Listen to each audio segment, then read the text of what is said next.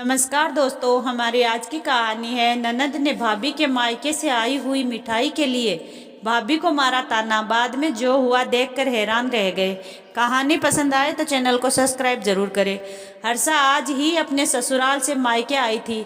इस बार ससुराल से मायके आकर भी वो ज़्यादा खुश नहीं थी। सबको दिखाने के लिए तो वो हंस मुस्कुरा रही थी, पर अंदर ही अंदर उसका मन बहुत बेचैन था। जब तक वो मायके रुकी, हर रोज रात उसके पापा उसके पसंद की कुल्फी लाते। माँ रोज उससे पूछती कि क्या खाएगी, जिससे उसकी पसंद का ही खाना बने।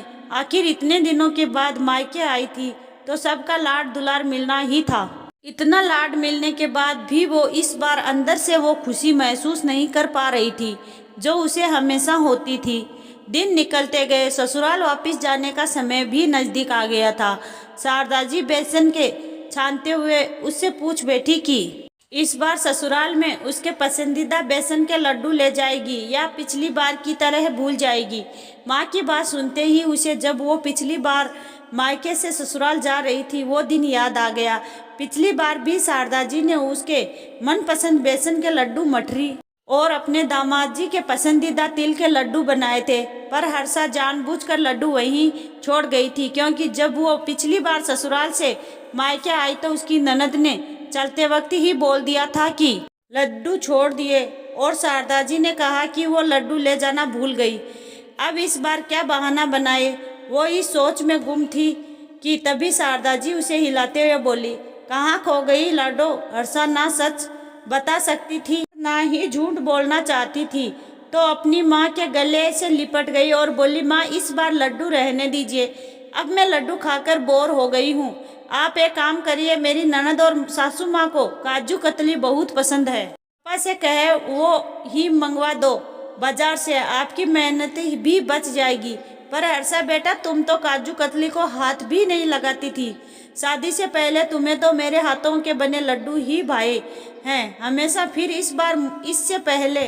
शारदा जी आगे कुछ कह पाती, हर्षा के पापा किचन में आते हुए बोले, ये लो मैं काजू कतली लाया हूँ। हर्षा की ससुराल में ये मिठाई उसकी सासू माँ और ननद के लिए, और मेरी हर्षा के लिए अपने हाथों के लड्डू बना दीजिए शारदा जी। अपने पापा की बात सुनकर हर्षा अचंभित हुई।